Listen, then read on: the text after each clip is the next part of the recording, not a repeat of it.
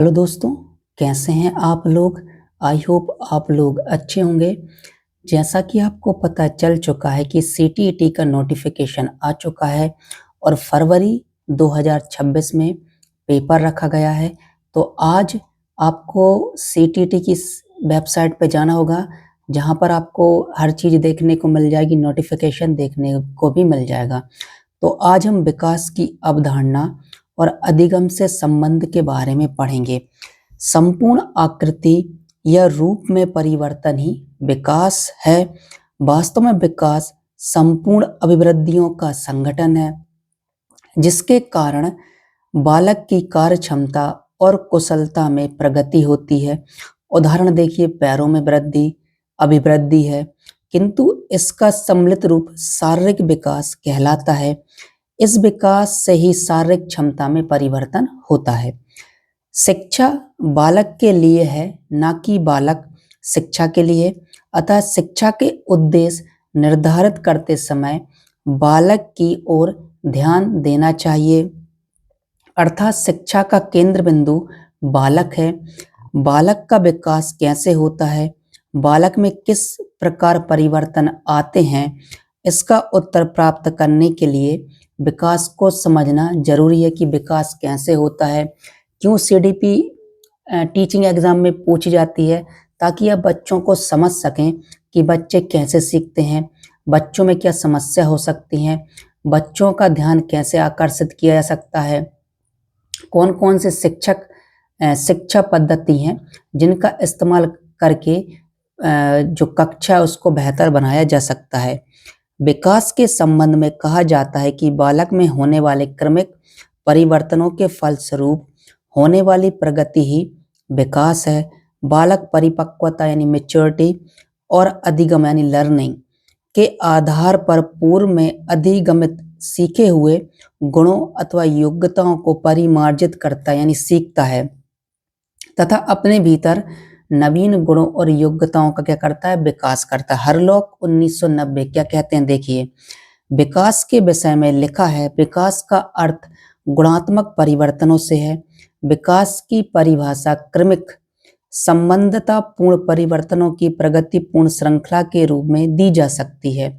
प्रगतिपूर्ण का अर्थ है कि परिवर्तन दिशात्मक होते हैं तथा यह पृष्ठ उन्मुख की अपेक्षा अग्रोमुख होते हैं। लवारवा क्या बोलते हैं, 1981 के अनुसार विकास का अर्थ परिपक्वात्मक परिवर्तन व परिवर्तनों से है, जो जीवधारी के जीवन में समय के साथ घटित होते हैं। एडरसन क्या बोलते हैं, 1996 के अनुसार विकास का अर्थ मात्र किसी व्यक्ति की ऊंचाई या योग्यता में कुछ वृद्धि से नहीं है। इसके स्थान पर विकास अनेक संरचनाओं और प्रक्रियाओं के समन्वय की एक जटिल प्रक्रिया यानी अंतःक्रिया है। विकास की क्या विशेषता है, विकास जब होता है तो क्या क्या हमें इसके लाभ मिलते हैं, हम ये देखेंगे। देखिए, विकास प्रगतिपूर्ण श्रृंखला के रूप में घटित होता है। विकास में क्रमिक परिवर्तन पाए जाते हैं, परिवर्तनों में निरंतरता पाई जाती है, यह परिवर्तन अविराम गति से चलते हैं। विकास किसी भी विकास अवस्था में सामान्य नहीं होता है। क्रमिक परिवर्तन एक दूसरे के साथ किसी न किसी रूप से संबंधित होते हैं। यह परिवर्तन एक दूसरे से अलग न होकर एक साथ जुड़े हुए होते हैं।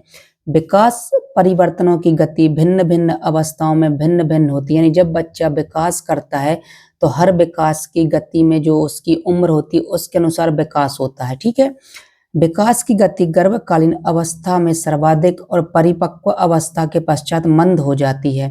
विकास के पश्चात व्यक्ति में अनेक नई विशेषताएं और क्षमताएं उत्पन्न होती हैं। देखिए, जब बच्चा शैशवावस्था में होता है तो उसका विकास तेजी से होता है, जब वह बाल्यावस्था में आ जाता है तो उसका विकास स्लो हो जाता है, लेकिन जब किशोर अवस्था में आता है तब उसका विकास तेजी से होने लगता है। अब विकास के क्या रूप हैं, फॉर्म्स ऑफ डेवलपमेंट। विकास किस प्रकार के स्वरूप को धारण करता है, आकार में परिवर्तन। विकास के द्वारा बालक के शारीरिक आकार में निरंतर परिवर्तन होता रहता है। आकार में होने वाला यह परिवर्तन स्पष्ट रूप से दिखाई देता है, जैसे हाइट का बढ़ना, वजन का बढ़ना। आप यह परिवर्तन बच्चे के जन्म के बाद से देख सकते हैं। अब देखिए अनुपात में परिवर्तन, चेंज ऑफ प्रोपोर्शन। बालक के शरीर का विकास एक अनुपात में होता है। समस्त शारीरिक अंग एक निश्चित अनुपात में होते हैं। और देखिए पुरानी संरचना में परिवर्तन। विकास के क्रम में बालक की पुरानी शारीरिक संरचना में क्या होता है, परिवर्तन होते हैं। अब नवीन गुणों की प्राप्ति। बच्चे जब जन्म लेते हैं और जैसे जैसे उनकी उम्र बढ़ती है तो वह विकास की अलग अलग स्टेजों से होकर गुजरते हैं और उनमें तेजी से परिवर्तन होता है। संवेगात्मक परिवर्तन होता है, शारीरिक परिवर्तन होता है, साथ ही मानसिक परिवर्तन होता है, संवेगात्मक परिवर्तन होता है। हर प्रकार का परिवर्तन धीरे धीरे होता रहता है। अब नवीन गुणों की प्राप्ति कैसे करते हैं? विकास द्वारा जहाँ पुरानी संरचना परिवर्तित होती है वहीं पर नवीन गुणों की क्या होती है, प्राप्ति भी होती है। अब हम और देखते हैं विकास के सिद्धांत। अब है निरंतरता का सिद्धांत, द प्रिंसिपल ऑफ कंटिन्यूटी। मानव के जन्म से लेकर मृत्यु तक विकास की प्रक्रिया सदैव निरंतर गति से चलती रहती है। यानी जब बालक जन्म लेता है और जब तक उसकी मृत्यु नहीं हो जाती तब तक क्या चलता रहता है, विकास होता रहता है। वह कुछ ना कुछ नई चीजें हर दिन सीखता रहता है। मानव जीवन के कुछ वर्षों में विकास तीव्र गति से होता है, जैसे मैंने बताया शैशवावस्था में विकास तेजी से होता है, बाल्यावस्था में विकास स्लो हो जाता है और किशोर अवस्था में विकास तेजी से होता है, तथा कुछ के विकास की गति धीमी होती है। इस सिद्धांत के अनुसार विकास की प्रक्रिया कभी रुकती नहीं, यानी विकास जो होता है वो जन्म से लेकर मृत्यु पर्यंत चलता रहता है जब तक इंसान की मृत्यु नहीं हो जाती। विकास क्रम का सिद्धांत, the principle of development sequence. बालक के विकास का एक क्रम होता है। जन्म के समय बालक केवल रोना जानता है। 6-7 महीने के बाद वह पा, माँ और बा आदि शब्द अपने माता पिता के लिए प्रयोग करने लगता है। इस प्रकार हम देखते हैं कि बालक का गामक यानी मोटर और भाषा संबंधी विकास एक निश्चित क्रम में होता रहता है। अब और देखिए व्यक्तिगत भिन्नता का सिद्धांत। अब क्या पढ़ेंगे हम, व्यक्तिगत भिन्नताओं का सिद्धांत, the principle of individual difference. Douglas तथा हॉलैंड के मत अनुसार प्रत्येक के विकास की गति भिन्न होती है।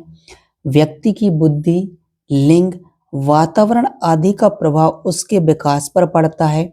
एक ही आयु के दो बालकों के शारीरिक, मानसिक और सामाजिक विकास में आप अंतर देख सकते हैं, जो व्यक्तिगत भिन्नताओं का प्रदर्शन करते हैं, जो व्यक्तिगत भिन्नताओं का ही प्रभाव दर्शाते हैं।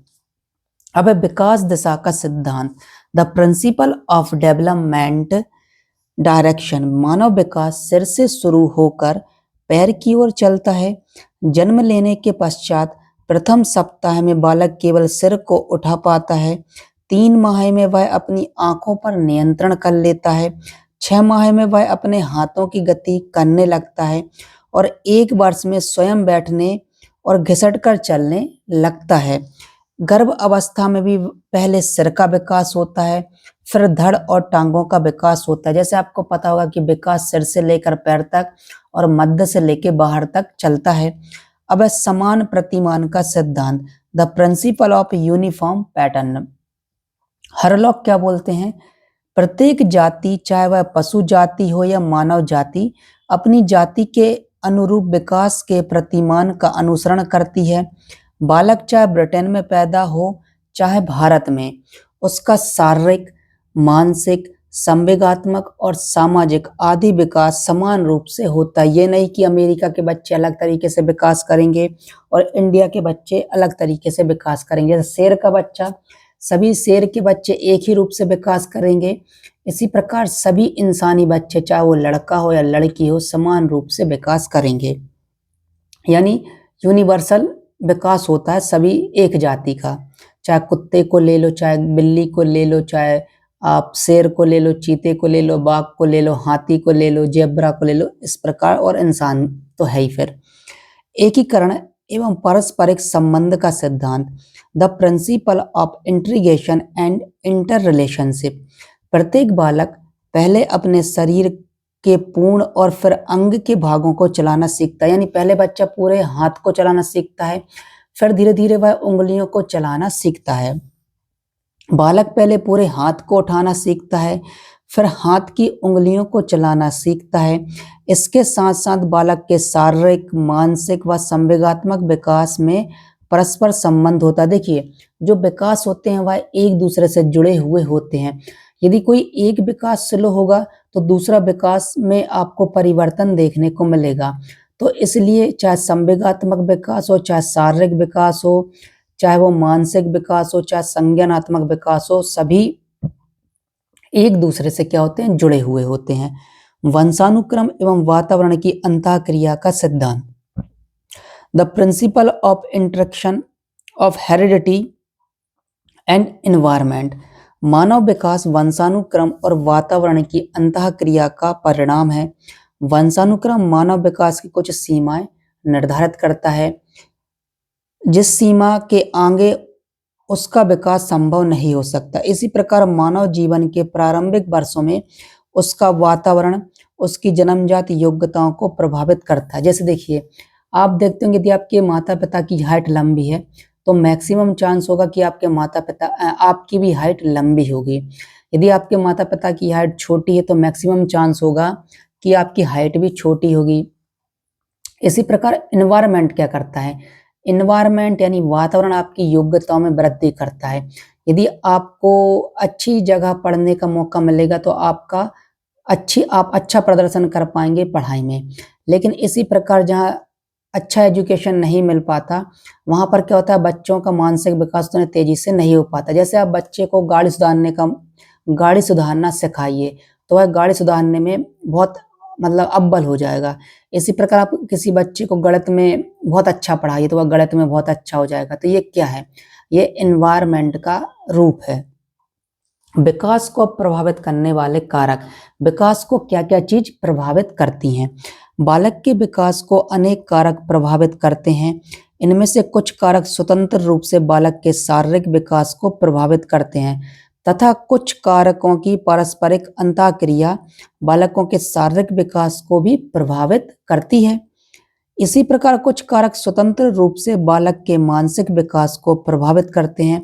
यानी आपका शारीरिक विकास भी प्रभावित होता है, आपका मानसिक विकास भी प्रभावित होता है तथा कुछ कारकों की पारस्परिक अंतःक्रिया बालकों के मानसिक विकास को प्रभावित करती हैं। जैसे वंशानुक्रम और वंशानुक्रम यानी हेरिडिटी और वातावरण यानी इन्वायरमेंट, इनकी अंतःक्रिया बराबर होती है विकास का। आप कहेंगे वंशानुक्रम ज्यादा जरूरी है कि इन्वायरमेंट, तो दोनों का बराबर से योगदान होता है। अब है वंशानुक्रम यानी हेरिडिटी। डिंकमेयर के अनुसार वंशानुगत कारक वे जन्मजात विशेषता हैं जो बालक में जन्म के समय से ही पाई जाती हैं। प्राणी के विकास में वंशानुक्रम शक्तियां प्रधान तत्व होने के कारण प्राणी के मौलिक स्वभाव और उनके जीवन चक्र की गति को क्या करती हैं, नियंत्रित करती हैं। इन वंशानुक्रम तत्वों को प्राणी की संरचना तथा क्रियात्मकता से संबंधित संपत्ति और ऋण समझना चाहिए, क्योंकि इन्हीं तत्वों की सहायता से प्राणी अपने विकास की जन्मजात तथा अर्जित क्षमताओं का उपयोग कर पाता है। देखिए, कुछ जो आपकी योग्यता होती हैं वह वंशानुक्रम से आपको मिलती हैं और कुछ योग्यता आप एनवायरनमेंट से सीखते हैं। तो कोई पूछेगा किसका ज्यादा योगदान है, तो दोनों का बराबर योगदान है। अब प्राणी का रंग रूप, लंबाई व अन्य शारीरिक विशेषताएं जैसे बुद्धि, तर्क, स्मृति व अन्य मानसिक योग्यताओं का निर्धारण वंशानुक्रम द्वारा ही होता है। यानी आपका रंग, आपकी लंबाई, आपकी बुद्धि, आपकी स्मृति, आपकी तर्क करने की क्षमता और साथ में अन्य मानसिक योग्यताएं भी आपकी वंशानुक्रम से ताल्लुकात रखती हैं। वंशानुक्रम का प्रभाव जीवन के प्रारंभ के समय अर्थात गर्भाधान के समय ही नहीं पड़ता, बल्कि इसका प्रभाव जीवन पर्यंत रहता है। माता के रज और पिता के वीर कणों में बालक का वंशानुक्रम निहित होता है। गर्भाधान के समय जीन्स भिन्न भिन्न प्रकार से संयुक्त होते हैं। ये जीन्स वंशानुक्रम के वाहक हैं, अतः एक ही माता पिता की संतानों में भिन्नता दिखाई देती है। जैसे आप देख सकते हैं एक माता पिता की जो संतानें होंगी दोनों ही का रूप रंग अलग अलग होगा। किसी की हाइट बेहतर होगी, किसी की हाइट बेहतर नहीं होगी, कोई बच्चा गोरा होगा तो कोई बच्चा काला होगा, किसी की स्मृति बेहतर होगी तो किसी की स्मृति थोड़ी कम होगी, एक पढ़ाई में बेहतर होगा तो एक पढ़ाई में कम बेहतर होगा। अतः एक ही माता पिता की संतानों में क्या दिखाई देती है? भिन्नता दिखाई देती है।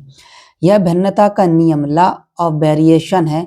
प्रतिगमन के नियम लॉ ऑफ रेग्रेशन के अनुसार प्रतिभाशाली माता पिता की संतानें दुर्बल बुद्धि की भी हो सकती हैं। देखिए, कई बार होता है कि जो माता पिता ज्यादा पढ़े लिखे नहीं होते, उनके बच्चे बहुत ज्यादा दिमागदार होते हैं, और कई लोगों के माता पिता बहुत ही तेज होते हैं पढ़ाई में, पर उनके बच्चे मंद बुद्धि के निकल आते हैं। तो ये भी आप देखने को आपको मिलेगा। अब एनवायरमेंट यानी वातावरण का क्या योगदान है? देखिए, वातावरण में वह सभी बाह्य शक्तियां, प्रभाव, परिस्थितियां आदि सम्मिलित हैं जो प्राणी के व्यवहार, शारीरिक और मानसिक विकास को क्या करती हैं? प्रभावित करती हैं। यानी एनवायरमेंट आपका शारीरिक विकास भी प्रभावित करता है, आपका मानसिक विकास भी प्रभावित करता है, और आपके व्यवहार को भी प्रभावित करता है। भौतिक तथा मनोवैज्ञानिक दोनों प्रकार का वातावरण बालक के शारीरिक और मानसिक विकास को क्या करता है? प्रभावित करता है। अन्य क्षेत्रों के वातावरण की अपेक्षा बालक के घर का वातावरण उसके विकास को सर्वाधिक महत्वपूर्ण ढंग से प्रभावित करता है। देखिए, यदि जिसके माता पिता हर दिन लड़ाई झगड़ा करते हैं तो इसका नेगेटिव इम्पैक्ट बच्चे पर पड़ता है। लेकिन यदि माता पिता अपने बच्चे को मोटिवेट करते हैं और उसको बेहतर चीजें उपलब्ध कराते हैं, अच्छा खाना उपलब्ध कराते हैं, अच्छी पढ़ाई उपलब्ध कराते हैं, उन बच्चे से प्रेम करते हैं, तो बच्चे का विकास बहुत बेहतर होता है। लेकिन जो माता पिता होते हैं बच्चे को गलत बोलते हैं, ऊटपटांग बोलते हैं, उनको मारते पीटते हैं, उनको हर गलती पर सजा देते हैं, तो इससे बच्चे के विकास पर नेगेटिव प्रभाव पड़ता है। इसलिए बच्चे का जो पहला विकास होता है वह घर से ही होता है। चाहे सामाजिक विकास हो तो वह कहाँ से होगा? घर से होगा। उसके व्यवहार का जो विकास है वो कहाँ से शुरू होता है? घर से होता है। भाषा का विकास कहाँ से होता है? घर से ही होता है। अब आप देखेंगे भोजन का क्या योगदान है बच्चे के विकास के लिए।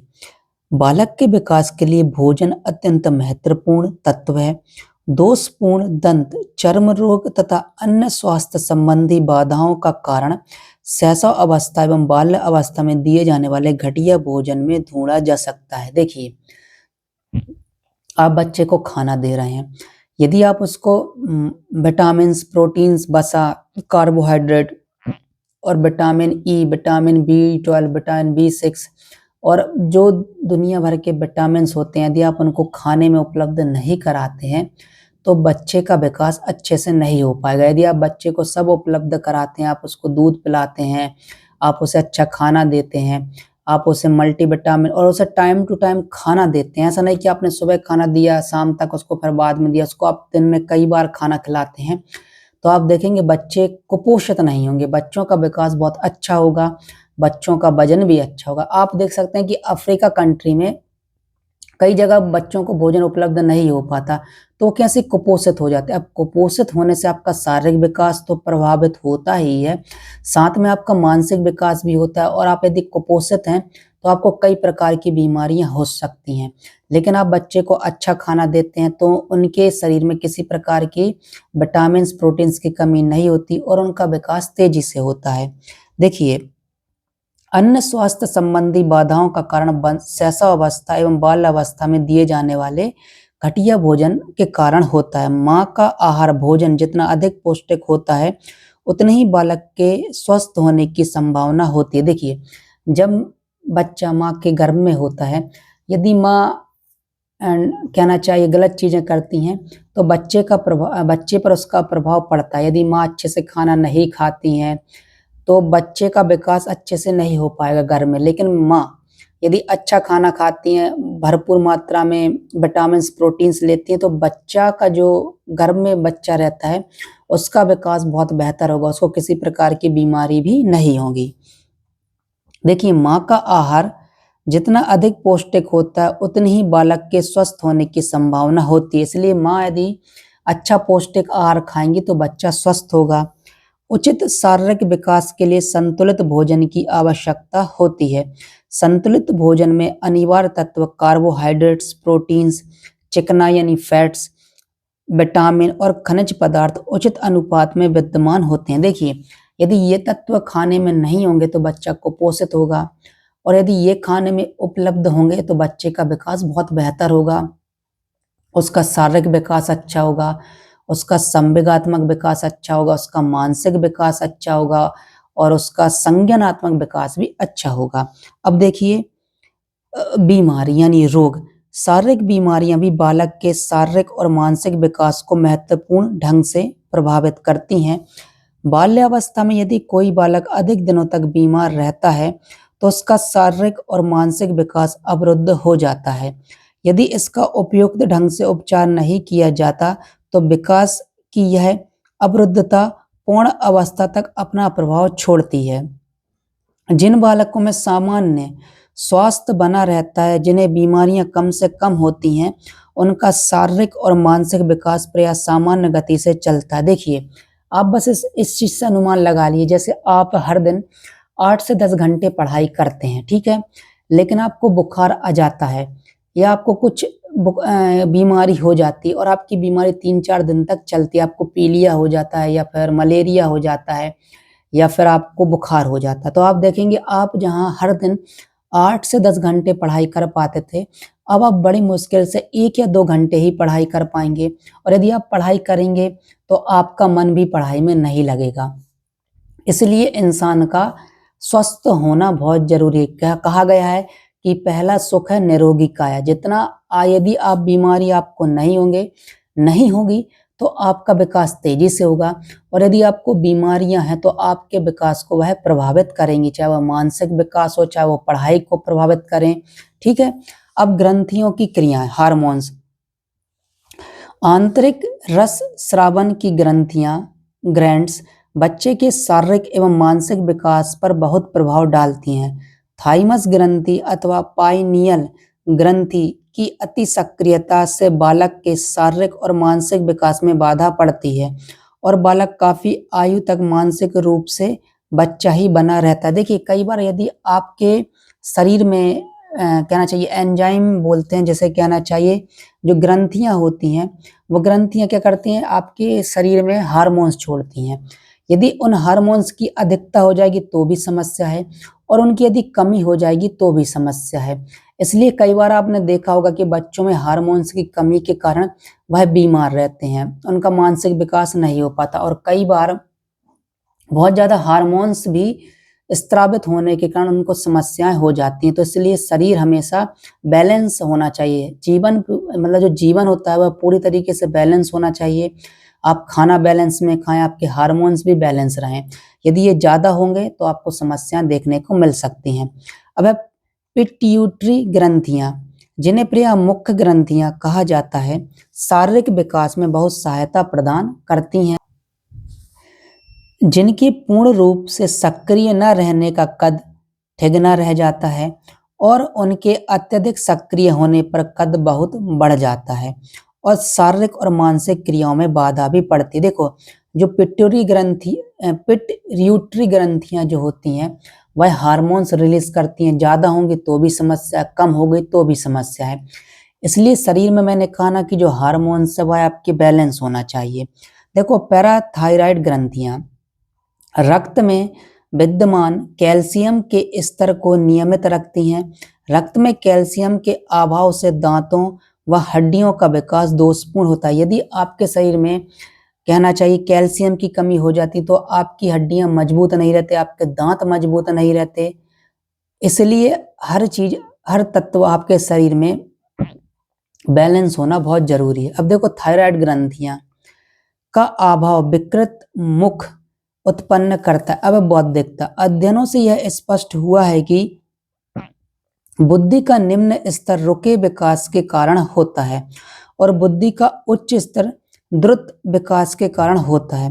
देखा गया है कि प्रतिभाशाली बच्चे 13 महीने की अवस्था में, औसत बच्चे यानी 14 महीने की अवस्था में, और प्रतिभाहीन बच्चे 22 महीने की अवस्था में, और जड़ बुद्धि बच्चे 30 महीने की अवस्था में चलना सीखते हैं। देखिए, जो बच्चा 13 महीने या 14 महीना में चलना सीखता है वह प्रतिभावान होता है, और जो बच्चे 22 महीने में या 34 महीने में चलना सीखते हैं तो उनका विकास थोड़ा स्लो होता है। देखिए, प्रतिभाशाली बच्चे 11 महीने में, औसत बच्चे 16 महीने में, और प्रतिभाहीन बच्चे 34 महीने में, और जड़ बुद्धि बच्चे 51 महीने में बोलना सीखते हैं। यानी जो प्रतिभाशाली बालक होंगे वह 11 महीने में ही बोलने लगेंगे, लेकिन जो जड़ बुद्धि वाले बच्चे होंगे वह 51वें महीने में बोलना शुरू करेंगे।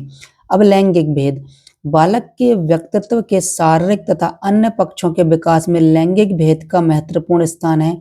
जन्म के समय लड़के लड़कियों से आकार में कुछ बड़े होते हैं, जो लड़के होते हैं वो लड़कियों से थोड़ा सा बड़े होते हैं, परंतु लड़कियां लड़कों की अपेक्षा अधिक तेजी से बढ़ती हैं। देख सकते हैं कि जो बाल अवस्था में लड़कियों का जो विकास होता है वह तेजी से होता है, और किशोर अवस्था में लड़कों का विकास तेजी से होता है। देखिए, परंतु लड़कियां लड़कों की अपेक्षा तेजी से बढ़ती हैं और उनमें अपेक्षाकृत जल्दी वयस्कता आती है। लड़कियां अपने पूर्ण आकार को लड़कों की अपेक्षा जल्दी प्राप्त करते हैं। जो लड़कियों का शारीरिक विकास होता है और मानसिक विकास होता है वो थोड़ा लड़कों की तुलना में बेहतर होता है, यानी जल्दी होता है। जाति और संस्कृति का प्रभाव भी बच्चों के विकास में पड़ता है। अध्ययनों से यह बात स्पष्ट हुई है कि कुछ जातियों के बालक अन्य जातियों के बालकों की अपेक्षा शारीरिक रूप से जल्दी विकसित होते हैं। उदाहरण स्वरूप, मेंडेटेरियन जातियों के बालक उत्तरी यूरोप के बालकों की अपेक्षा शारीरिक रूप से जल्दी विकसित होते हैं। यानी आपकी संस्कृति का और आपकी जाति का भी इफेक्ट पड़ता है बच्चे के विकास में। अब देखिए, विकास की विभिन्न अवस्थाएं। बालक विकास की प्रक्रिया को विभिन्न अवस्थाओं में बांटा जा सकता है। विभिन्न विद्वानों ने विकास की अवस्थाओं को अलग अलग प्रकार से वर्गीकृत किया है। रॉस ने कैसे किया, देखिए। शैशव अवस्था, जन्म से 5 या 6 वर्ष। बाल्यावस्था, 5 या 6 वर्ष से 12 वर्ष तक। किशोर अवस्था, 12 वर्ष से 18 वर्ष तक। और प्रौढ़ अवस्था 18 वर्ष के पश्चात। ये रॉस ने बताया है। अब हरलॉक ने क्या बताया है, गर्भकालीन अवस्था, गर्भधारण से जन्म तक। शैशव अवस्था जन्म से 14 दिनों तक की अवस्था है। बचपन अवस्था 2 सप्ताह के बाद से 2 वर्ष तक। पूर्व बाल्य अवस्था 3 वर्ष से 6 वर्ष तक। उत्तर बाल्य अवस्था 6 से 14 वर्ष तक। वया संधि या पूर्व किशोर अवस्था 11 से 17 वर्ष तक। और किशोर अवस्था 17 से 21 वर्ष तक। और प्रौढ़ अवस्था 21 से 40 वर्ष तक। अब कोल ने इसको कैसे विभाजित किया है, तो शैशव अवस्था जन्म से लेकर 2 वर्ष तक। प्रारंभिक बाल्यावस्था 2 से 5 वर्ष तक। मध्य बाल्यावस्था बालक 6 वर्ष से 12 वर्ष तक और बालिका 6 से 10 वर्ष तक। पूर्व किशोर अवस्था या उत्तर बाल्य अवस्था बालक 13 से 14 वर्ष तक और बालिका 11 से 12 वर्ष तक। और प्रारंभिक किशोर अवस्था बालक जो होंगे 15 से 16 वर्ष तक होंगे और बालिका 12 से 14 वर्ष तक होगी। अब मध्य किशोर अवस्था बालक जो होंगे 17 से 18 वर्ष तक होंगे और बालिका 15 से 17 वर्ष तक होंगी। और ये हम यह कौन बता रहा है, यह कोल बता रहे हैं। अब उत्तर किशोर अवस्था बालक 19 से 20 वर्ष तक और बालिका 18 से 20 वर्ष तक। अब प्रारंभिक प्रौढ़ अवस्था 21 से 37 वर्ष तक। मध्य प्रौढ़ अवस्था 35 से 49 तक। उत्तर प्रौढ़ अवस्था 50 से 64 तक। और प्रारंभिक वृद्धावस्था 65 से 74 वर्ष तक।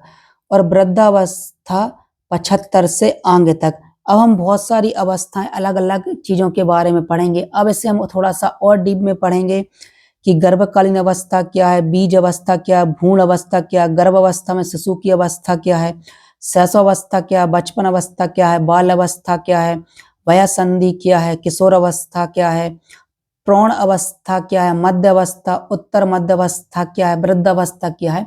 इनको हम अगले वीडियो में डीप से पढ़ेंगे। यदि मैंने अच्छा पढ़ाया है तो कमेंट बॉक्स में जरूर बताएं, और इससे यदि मुझसे कुछ गलती हो गई है तो वह भी बताएं कि मैं आपको और कितना बेहतर अच्छे से अच्छे नोट्स उपलब्ध करा सकूं। जिससे आप सीटीईटी का पेपर 1 और पेपर 2 अच्छे नंबर से क्वालिफाई हो जाएं।